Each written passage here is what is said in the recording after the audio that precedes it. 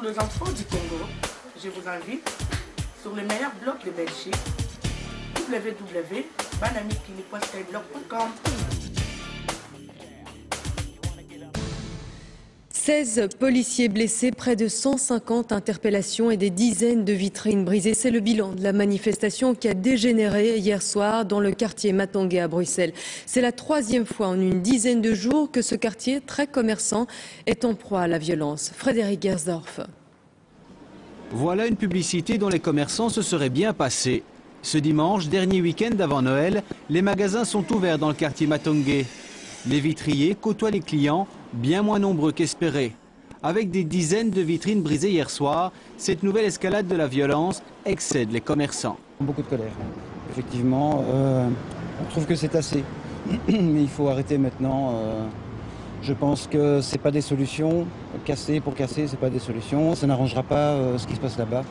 Cet après-midi, il est 16h30. Plusieurs magasins décident de fermer avant la tombée de la nuit. Dès qu'il fait sombre, ils sont de nouveau là pour manifester, pour casser tout. Alors, par précaution, on ferme maintenant.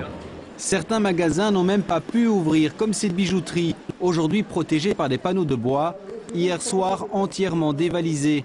Les policiers arrivent, arrêtent ceux qui venaient voler, trop tard. À quelques mètres de là, une voiture retournée. Ce magasin, déjà attaqué la semaine passée, est à nouveau pris pour cible.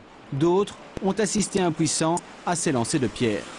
Ça s'est passé très très vite. On était juste là derrière. On a directement éteint en fait tout l'éclairage du magasin pour éviter qu'il y ait de la tentation aussi forcément. Bon, nous avons des beaux articles et c'est un peu triste. C'est arrivé très très vite. C'est arrivé très très vite.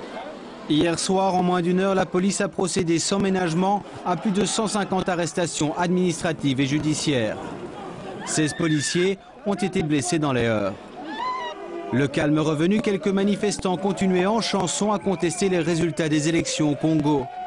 Et s'ils ont un drapeau de la Flandre à la main, c'est qu'ils jugent les partis politiques francophones trop favorables à Joseph Kabila.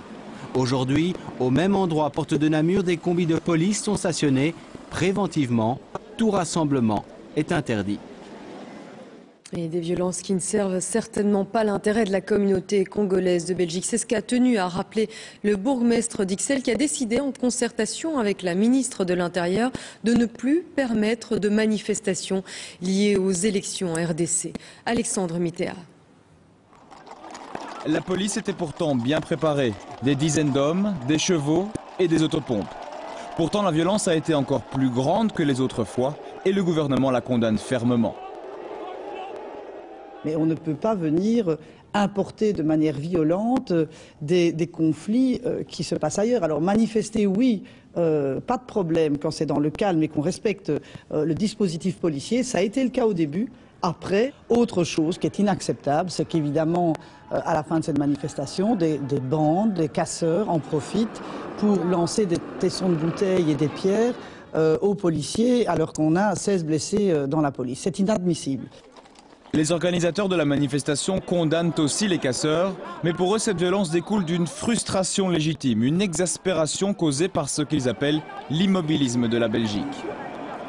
Il y aura toujours des manifestations violentes tant que M. Kabila sera en place. Et donc la solution, c'est que les politiques belges fassent pression par des embargos pour enlever M. Kabila de la scène internationale.